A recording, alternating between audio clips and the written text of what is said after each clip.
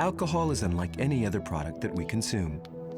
It is not consumed for nourishment, but for pleasure. Alcohol helps people to shed their inhibitions, to feel good, and to increase their sexual confidence. But this state of liberation has its downsides: loss of vigilance, risk of accidents, violence, and above all, addiction. Alcohol is a cultural and social phenomenon, and its consumption could be defined as a specifically human trait. However, alcohol is present in nature and is consumed by a wide variety of animals. How do animals react to alcohol? Do they get drunk? Is it possible for an animal to become alcoholic like humans? Experts in genetics, neurology, behavioral studies, archaeology, and evolutionary anthropology are making groundbreaking discoveries in the field. These studies could revolutionize our relationship with alcohol.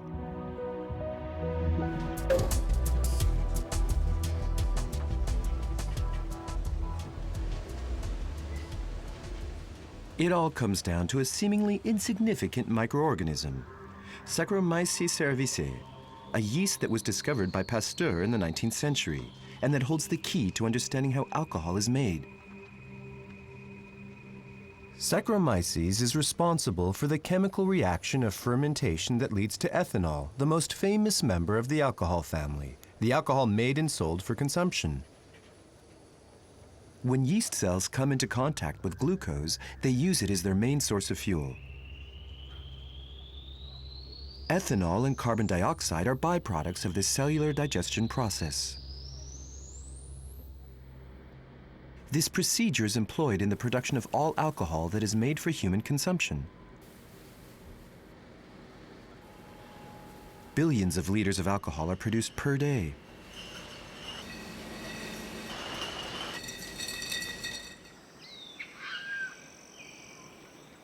A wide variety of animals feed on ripe fruit, nectar, honey, and sap. Glucose can be found everywhere and is a food source for many animals. Yeast can be found in almost every habitat present in nature. It can be found on fruit and leaves and on animal fur and shells. Animals transport yeast when they move around.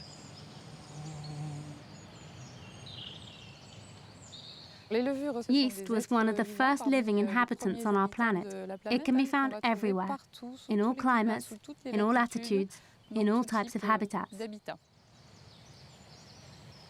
The consequence of this is that ethanol is present in virtually every natural habitat.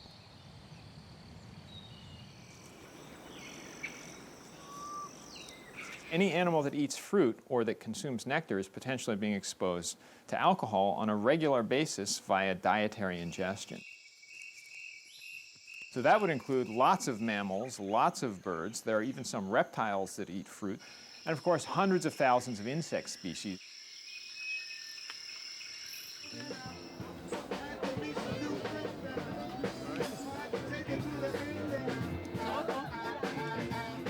This finding is far from trivial.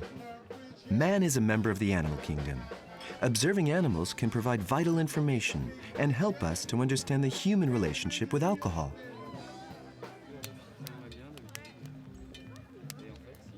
What is the attraction of alcoholic beverages? Is it the taste of the ethanol molecule that makes alcohol irresistible?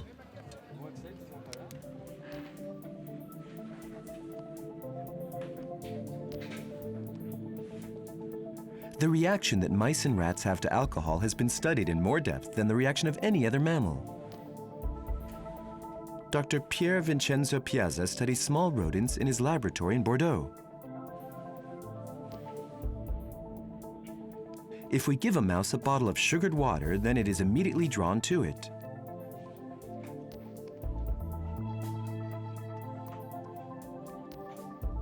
If we give a mouse that has never drank alcohol a bottle that contains sugared water with 15% alcohol content, then it refuses to drink it until it's thirsty.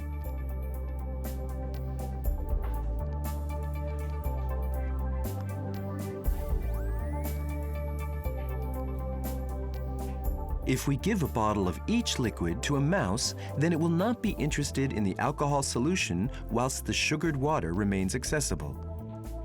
The facts are clear. In the first instance, rodents do not like the taste of alcohol, even when it's mixed with sugar.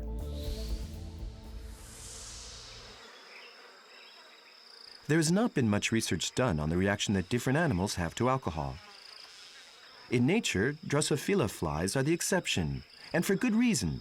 They like alcoholic environments and are attracted to very ripe or rotting fruit, which can contain up to 2 or 3 degrees of alcohol. It's where they eat and lay eggs, and where larvae develop. Unlike mice, we can assume that this insect likes the taste of alcohol since it consumes significant quantities of it all year long.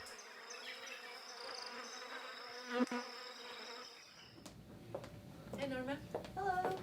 How's it going? Good. What's new? Ulrike Heberlein has studied the relationship between fruit flies and alcohol for over 20 years in her laboratory in San Francisco. By eye, it seems that it actually shifts the curve to the left. So it takes What we can do in the laboratory is we can give flies a choice to drink food which contains sugar or food that contains alcohol.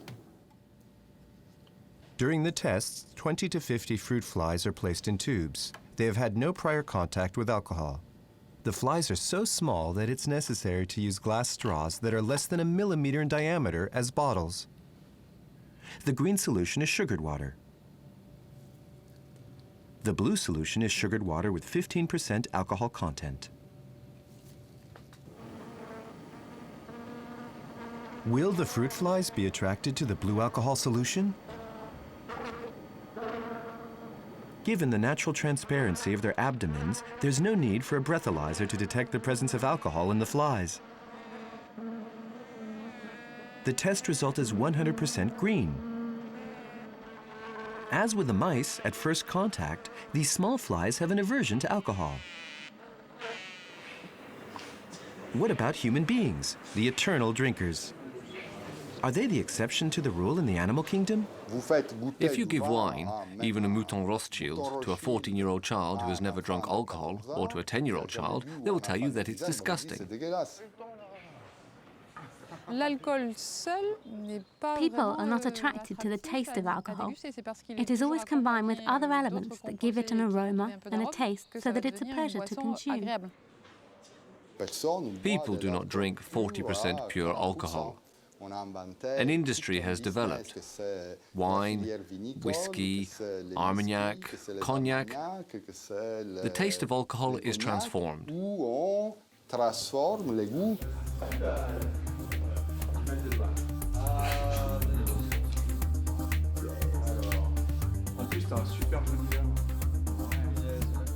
Initially, most people have to force themselves to drink. Alcohol intake, even in humans, is a learned behavior.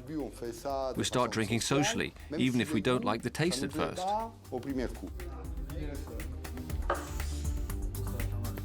If alcohol doesn't taste good, but almost everyone consumes it, then this tiny molecule must have a secret power.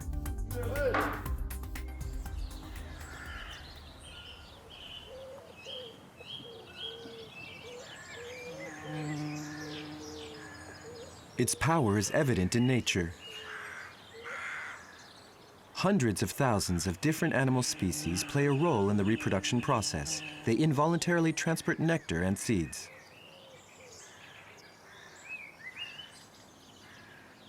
Alcohol plays a part in this process. It is present in sugar juices and evaporates in the wind. This gives off a scent that attracts animals to a food source. Whilst animals don't like the taste of alcohol at the outset, they are drawn to its odor. People have mimicked in the laboratory plumes of ethanol emanating from a source of ethanol. And it's very clear that flies fly and steer to maintain their flight within that plume, which is really just a high concentration of ethanol odor. And they follow that to the source, and that's how they find the fruit.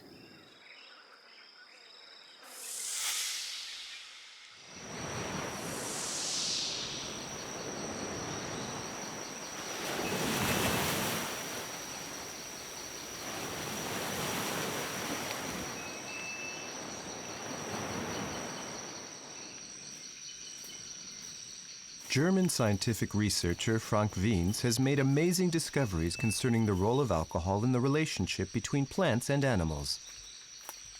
His studies take place in the Malaysian forests in Southeast Asia. It started 20 years ago when the scientists stumbled almost accidentally upon some rather unusual wild palm trees. The Bertam palm, a tree that doesn't necessarily need to be visible for its presence to be felt.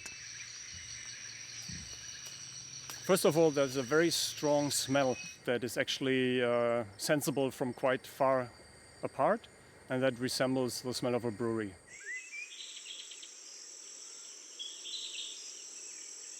The heady scent of fermentation comes from the flowering tops that blossom, and in all seasons. Each flowering top has approximately 1,000 brown shell-shaped flowers. They are prickly and tough. It didn't take the research very long to find the source of the odor. The flower bud is shaped, is built, is designed like a brewing chamber. A rich and sweet nectar accumulates inside the buds. As soon as the slightest crack appears between two petals, yeast that is found on the exterior of the bud kicks into action. An intense fermentation period starts inside each flower. It lasts for around 3 months. Carbon dioxide is produced, and this creates compression and nature's equivalent of champagne. Animals are attracted to the odor of the fermented palm nectar. The animal consumers do not have a choice. If they consume the sugary nectar for fuel, then they will also swallow large doses of alcohol.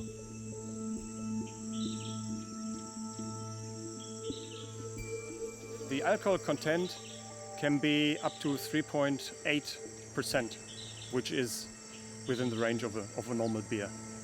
For nectar, this is the highest alcohol content ever found.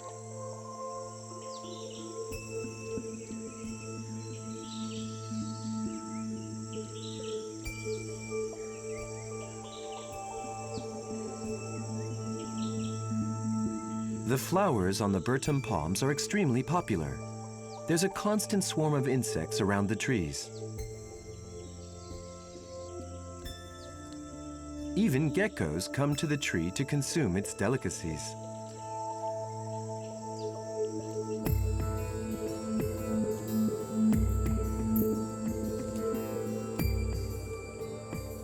The researcher makes his most fascinating discoveries during the night.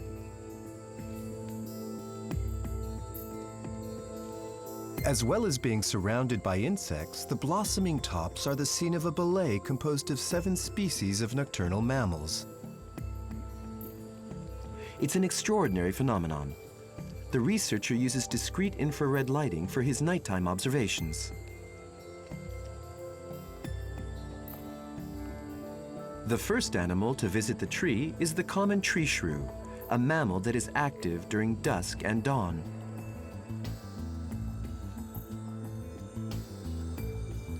It's then time for the night visitors to appear. As the hours pass, at least 4 species of rats and mice come to the tree.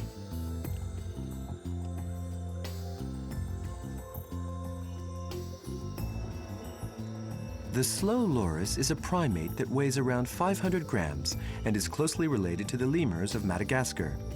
It is the largest of the animals that regularly frequent the tree to consume the nectar.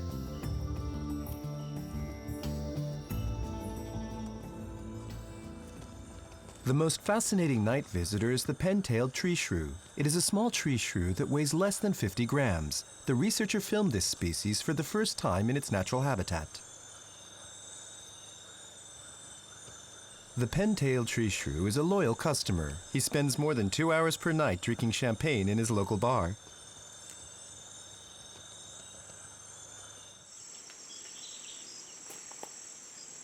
To verify the quantity of alcohol that is being consumed, Frank Wiens regularly conducts chemical analysis on hair taken from the animals that drink at the tree.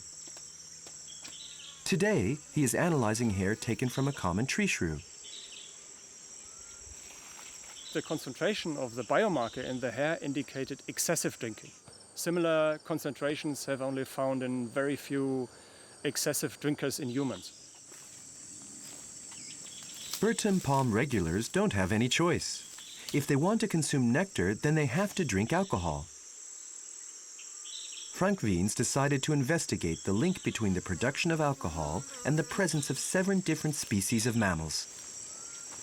As he predicted, animals play a key role in the palm tree reproduction process. The Bertam palms produce alcoholic nectar non-stop throughout the year, and various mammals populate the trees and the surrounding area.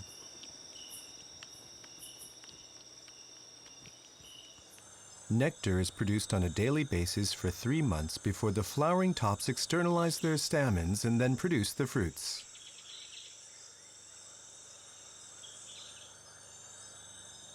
Mammals in the area carry pollen in their hair from flower to flower and from tree to tree.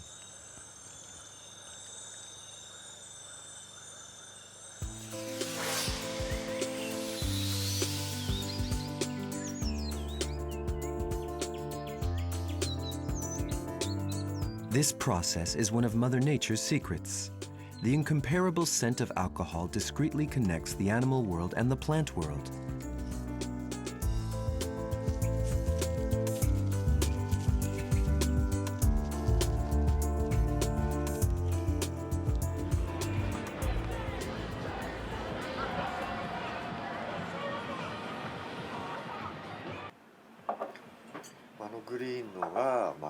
So that's the matcha. Modern man does not have an inbuilt desire for the taste of alcohol, and there is no scientific evidence that people are attracted to the smell of alcohol. How can we explain the global success of this molecule? What makes it so popular? The popularity of ethanol is linked to its psychotropic capacity. When consumed, it induces changes in perception, sensation, mood, and consciousness. Oh wow, very refreshing. The ethanol molecule passes quickly through the stomach wall, and as soon as the blood flows leads it to the brain, it affects certain receptors and modifies and boosts or decreases nerve messages, even when consumed in moderate doses. The state of intoxication caused by alcohol can be felt within minutes of consumption.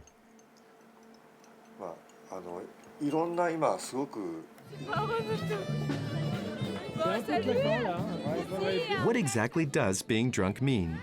Most people have their own definition of the difference between being a little tipsy and completely drunk.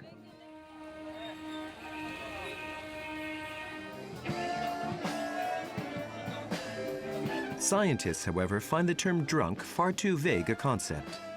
Clinically speaking, the consumption of alcohol causes 4 different phases of intoxication. The first phase is disinhibition and is pleasant and enjoyable.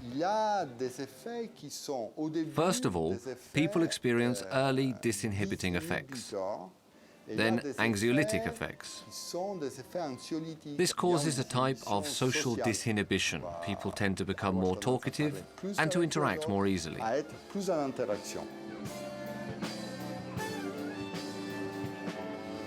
Phases 2 and 3 aren't quite as pleasant. Then, as consumption increases, motor behavior is disrupted, as well as the ability to perform certain tasks.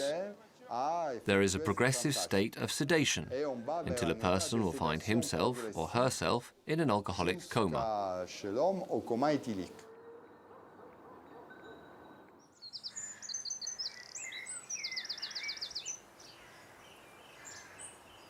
The fourth and final phase is better known as the hangover.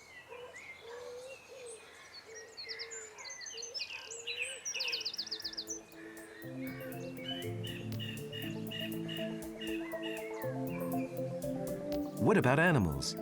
Do they get tipsy? Do they get drunk? In order to find out more, we head back to see our rodent friends at the laboratory.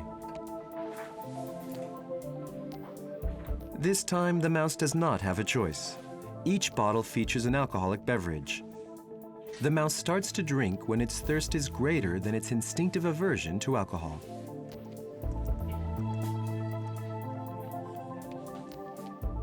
The mouse perks up immediately. It explores every corner of the glass cage with vivacity and determination.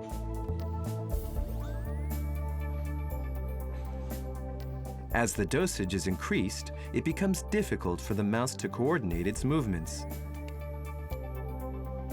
When it is increased even further, the mouse slips into a deep sleep.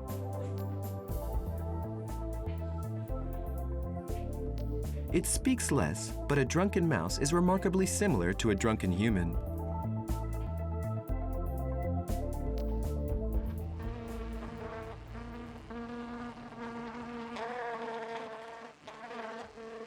What about the minuscule fruit fly? Is it possible for a fly to get drunk?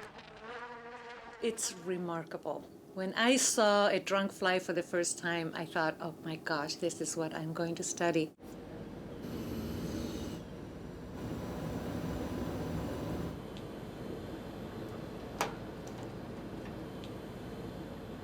The fruit flies are not given a choice during this experiment. This time, the alcohol is not given to them through a straw. It is pumped into the tubes in steam form. Their movements are filmed and analyzed by a computer program. The phases of inebriation in the fruit fly are remarkably similar to what you or I or any animal would display in terms of behavior. The first reaction is that they will start becoming gradually more and more hyperactive, which is believed to be a reflection of the disinhibition that humans and other animals display when given relatively modest concentrations of alcohol.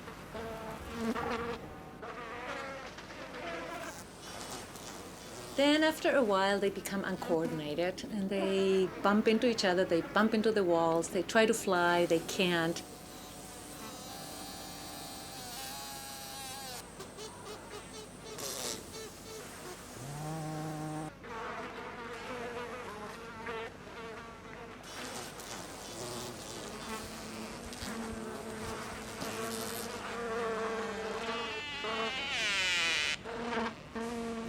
And then as they get more and more alcohol, they become slowed down, they fall over, they try to get up. Essentially their motor coordination becomes very poor, and eventually they just fall asleep.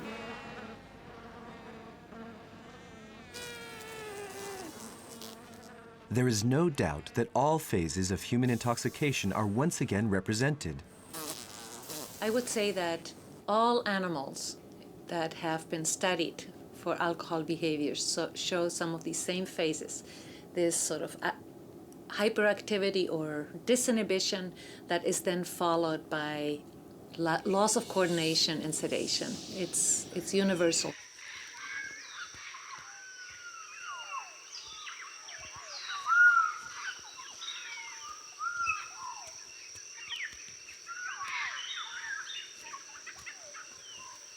The psychotropic effect of alcohol is universal. It is tempting to imagine that even animals appreciate being tipsy from time to time. After all, the initial effects of alcohol are far from unpleasant. There's almost no real reliable observation of true drunkenness in the animal kingdom. There are anecdotal accounts of drunken parakeets, drunken monkeys, but they're very rare.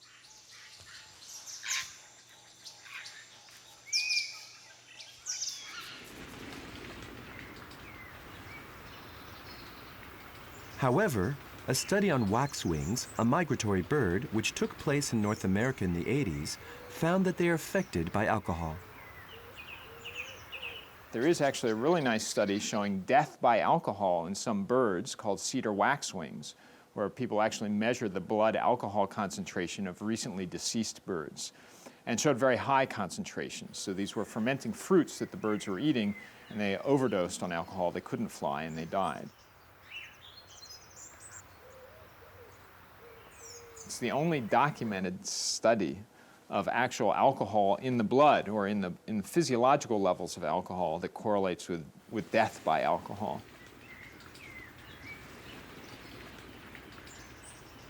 Research indicates that drunken behavior is uncommon in animals.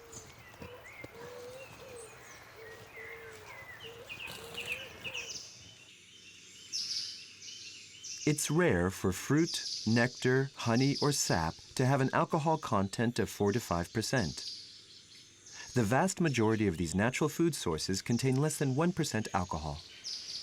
As a result, the probability of consuming the dose required to get drunk is very low, even though some animals ingest up to 10% of their body weight of ripe fruit each day. They don't eat continuously in one big bout the way we drink, for example, a large bottle of whiskey very quickly. It's much more evenly spread through the day.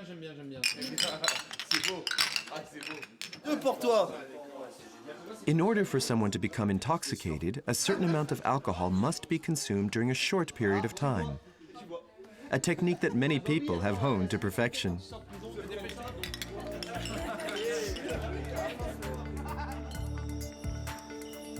What about the animals that frequent the bertum palms in the Malaysian forest?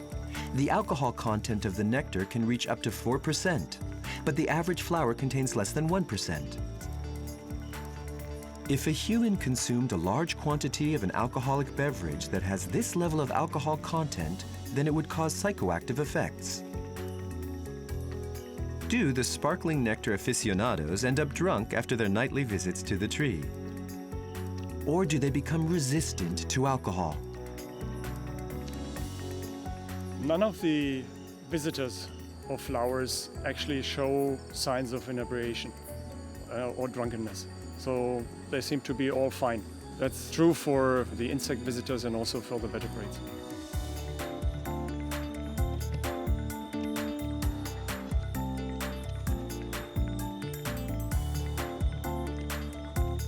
The pen-tailed tree shrew weighs only 50 grams and is a living enigma.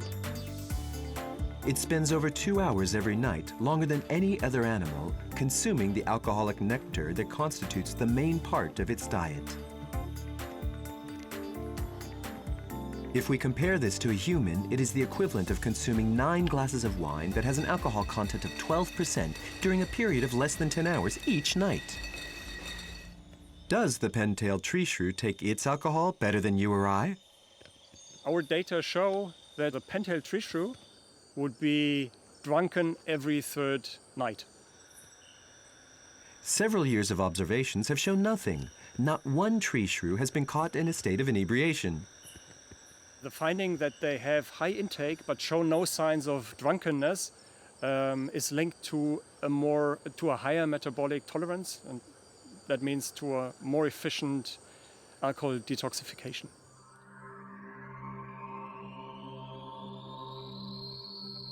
Given its zoological position, the pen-tailed tree shrew could have passed on its alcohol resistance to humans.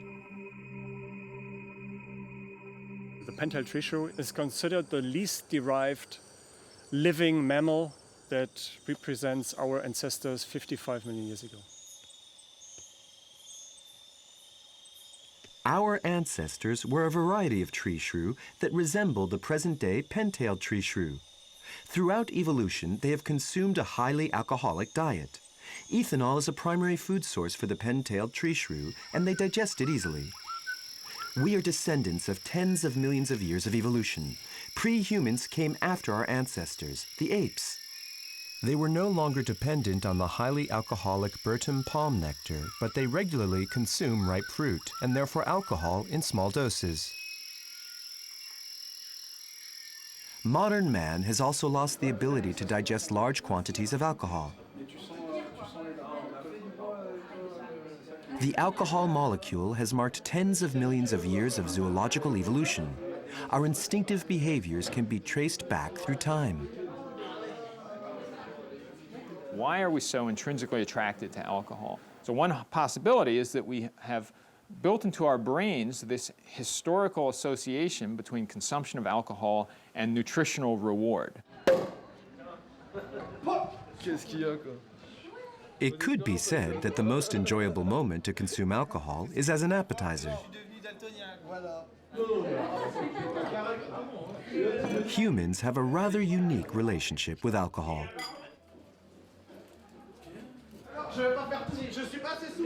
Man does not consume alcohol for nourishment. He consumes it in order to reach a state of inebriation.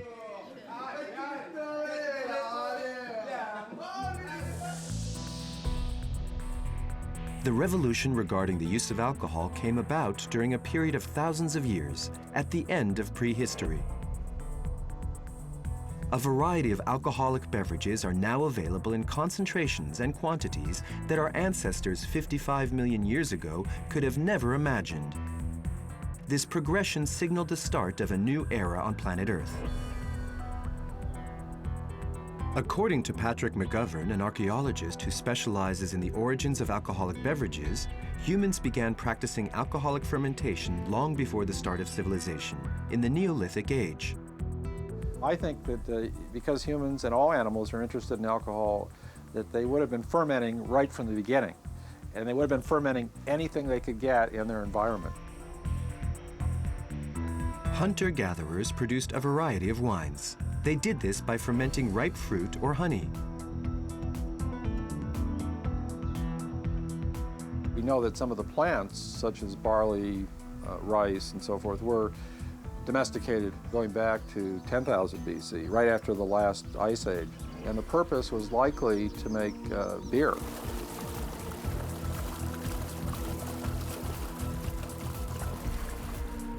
It was not until 6,000 years before Christ, in parallel with the development of agriculture and the beginnings of civilization, that the systematic extraction of alcohol in large quantities became common. Engravings from Mesopotamia, Egypt, Greece, Italy, and China provide evidence that this was the case.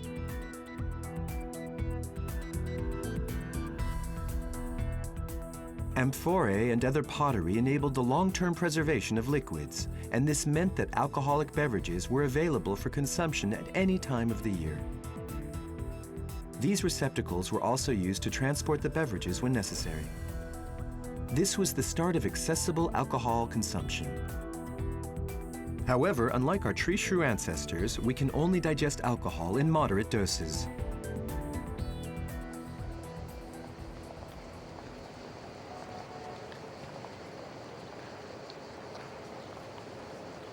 Today, more than 2 billion people worldwide regularly consume alcohol. Is it considered a food source? Alcohol in low or moderate doses can be good for us. Alcohol drunk in moderation is good for you. It's good for your cardiovascular system. It may even be good for your brain. The beneficial effects of alcohol have been observed in many animal species, including fruit flies. If you give them a little more alcohol, their lifespan increases. Their fecundity of the females also increases compared to no alcohol or very high levels of alcohol.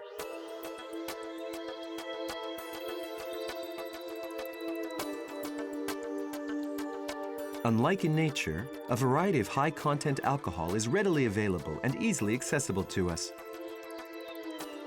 The fact that alcohol is so accessible has meant that we are subject to the negative side effects caused by the ethanol molecule, excessive consumption, and the serious issue of addiction. Unlike animals, certain people have a tendency to drink excessive amounts of alcohol and to go largely beyond the stage of feeling good. For the most part, animals do not adopt this type of behavior. Their natural instinct is to stop consuming alcohol just before they become drunk, and they do not often reach the same state of inebriation as humans.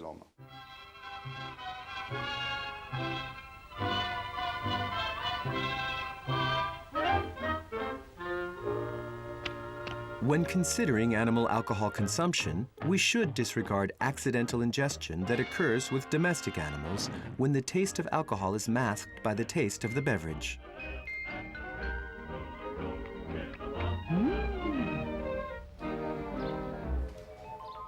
Well-known vet Yves Layani and his parrot Coco celebrate Shabbat every Friday night with a small glass of port.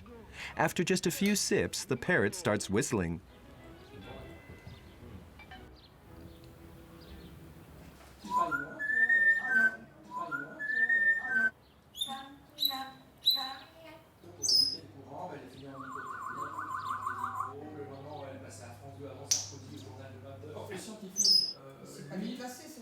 Be careful if you're not a veterinarian. The slightest overdose can be fatal.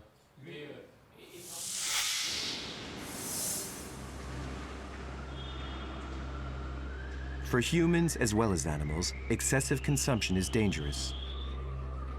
Every day, the loss of vigilance, reaction time, and motor coordination is responsible for thousands of accidents worldwide.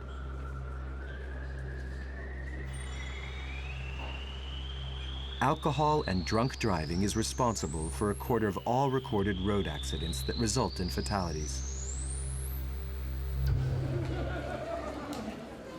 Alcohol is also responsible for certain psychological problems. Advanced drunkenness is often accompanied by a marked increase in aggressive behavior and is the source of many incidents or accidents at home and in social or professional environments. It is easy to imagine why animals don't drink themselves into a state of inebriation. Birds would not be able to fly and monkeys would fall from their branches. In a natural ecosystem, it doesn't make sense that they move drunken around in their home ranges. So that would be heavily selected against, because it would just increase the risk for falling prey to another species. A population of drunken animals would soon become extinct.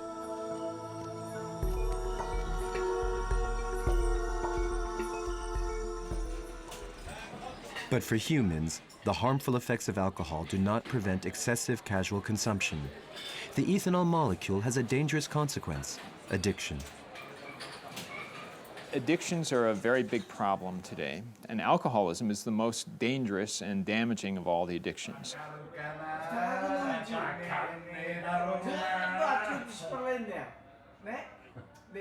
As with nicotine, cocaine, or heroin, alcohol has the capacity to engulf its consumers and to deprive them of their freedom of choice. Alcoholism is a worldwide problem. They can't stop, and they destroy their lives and their families and everything.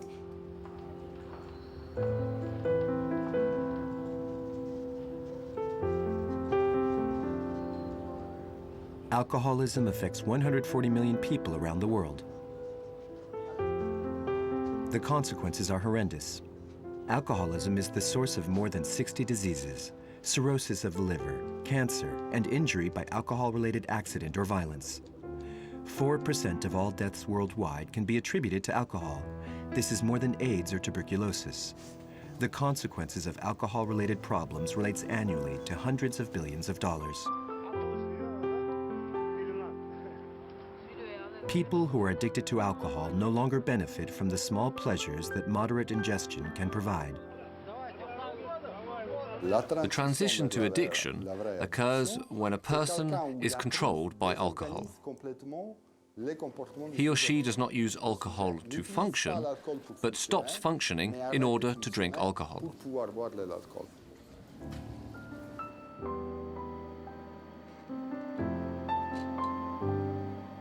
This phenomenon that we consider unique to man could also affect animals, since they too have unlimited access to alcohol.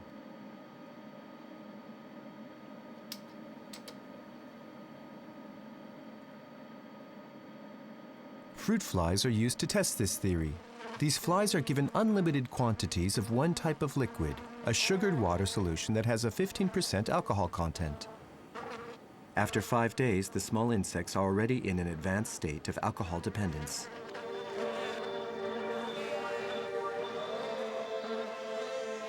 The alcoholic flies will do almost anything to access their daily ration of ethanol, including encountering painful electric shocks.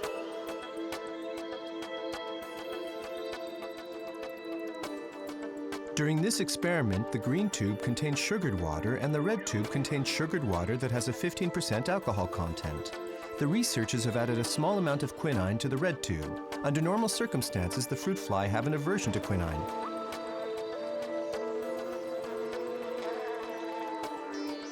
Within a few minutes, all of the addict flies have turned red.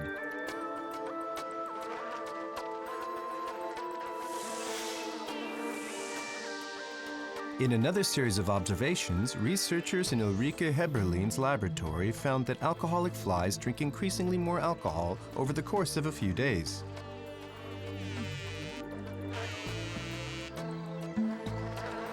They drink twice their body volume of 15% ethanol, which would be the equivalent of what's in wine, in a day. Twice their volume. This is the equivalent of a 176-pound man drinking 160 liters of wine per day. We have monitored the levels of internal alcohol of flies that are self-administering, and we were shocked. They were like severely intoxicating concentrations of alcohol. If alcoholism affects creatures as different as man and insect, then this means that the ethanol molecule affects an area of the nervous system that they both have in common, the area that controls certain instinctive behavior. This observation allows us to understand a crucial component of human alcoholism, the difficulty in halting the addiction process. The idea that addicts do not want to stop drinking is completely false. They want to, but they can't. Does this mean that willpower doesn't play a part in stopping drinking? It is not about willpower. We cannot stop something that is automatic.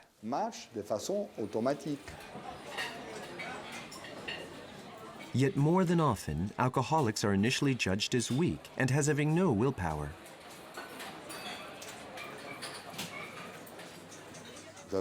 People such as myself not just think, but know that addiction is a behavioral disease similar to depression or schizophrenia.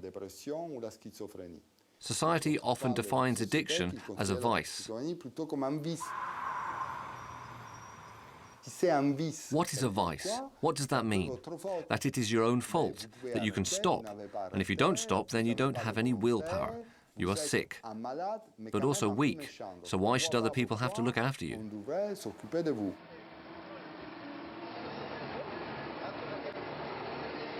For a long time, people thought that alcoholism was a personality disorder or linked to socio-cultural background. In truth, this is only half of the problem. The other half concerns genetic predisposition. In humans, there are a variety of genes that contribute to alcoholism. The contributions of the genes is about 50% of the risk. The other 50% is the environment and everything else we cannot measure. Considerable research has been done on animals, and the results demonstrate that genetic predisposition can lead to alcoholism. A well-known study was carried out on the vervet monkeys that live on the island of St. Kitts in the Caribbean. Groups of vervet monkeys became regulars at tourist beaches, where it was very easy to steal liquor with 15 or 20% alcohol content, and they were getting drunk in the space of a few minutes.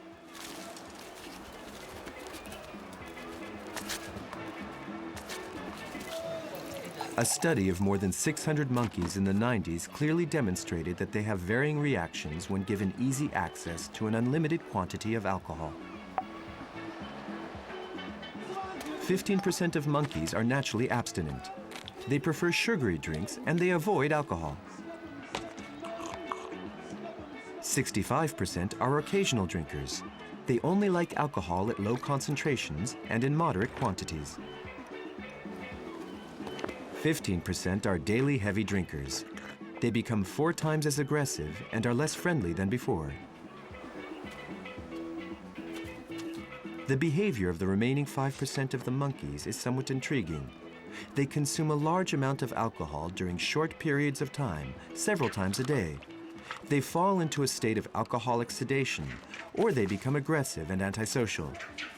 The monkeys that consume alcohol in this way do not survive more than 3 months. The percentages have no link to the different lifestyles of each individual monkey. The only plausible explanation is genetic predisposition. It's interesting to note that the percentages observed when studying monkeys and alcohol are very similar to those that occur when studying alcohol habits in humans. They're genetic cousins. Having a drink with friends or a good meal does not mean that you are an alcoholic. It means that you are someone who voluntarily consumes alcohol. 10% of the population is addicted to alcohol. They are alcoholics.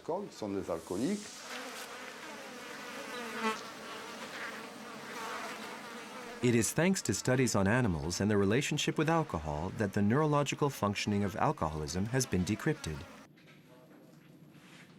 It's difficult to imagine that this research could someday lead to treatments that could reduce or cure the problem of alcoholism. And yet,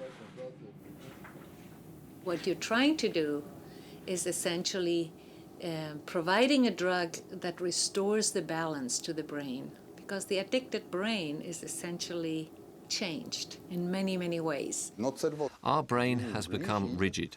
It has lost the plasticity that enables it to switch from one behavior to another.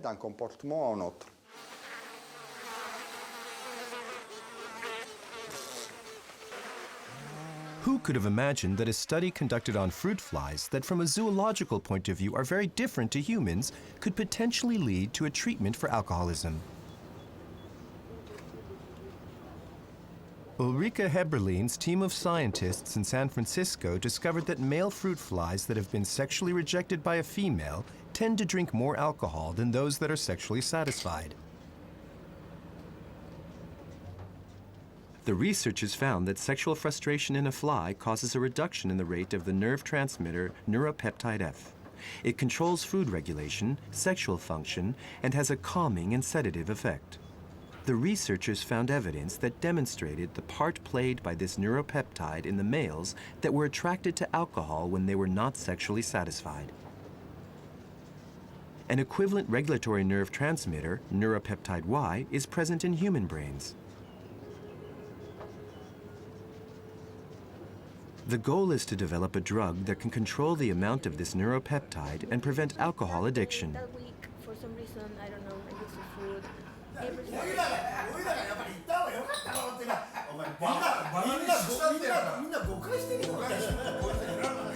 Alcoholism is a very neglected disease when it comes to development of therapeutics.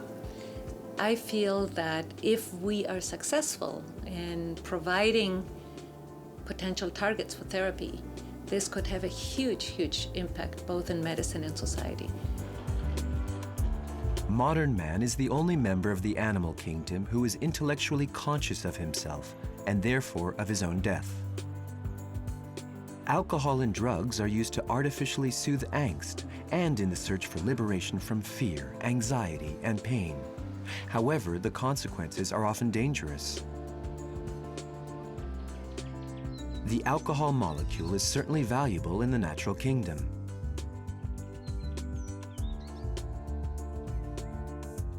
Man-made technological inventions have meant that the alcohol industry has developed extensively over the past 2 millennia. However, genetic evolution and humanity have not yet caught up.